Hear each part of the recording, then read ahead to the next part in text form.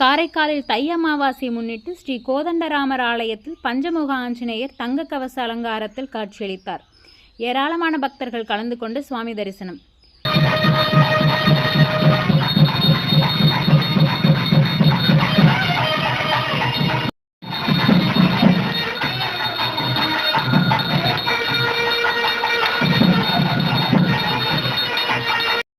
காரைக்காலில் தை அமாவாசை முன்னிட்டு கோவில்பத்து பகுதியில் அமைந்துள்ள புகழ்பெற்ற ஸ்ரீ கோதண்டராமர் ஆலயத்தில் கோதண்டராமர் மற்றும் ஆஞ்சநேயருக்கு சிறப்பு அபிஷேக ஆராதனைகள் நடைபெற்றது.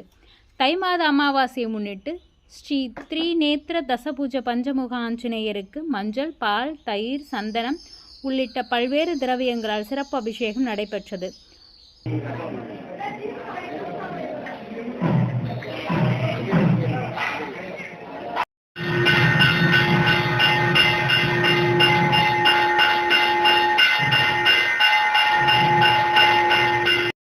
தொடர்ந்து தங்க கவச அலங்காரத்தில் பக்தர்களுக்கு அருள்பாலித்த மூலவர் ஆஞ்சநேயருக்கு மகா தீபாராதனையும் நடைபெற்றது.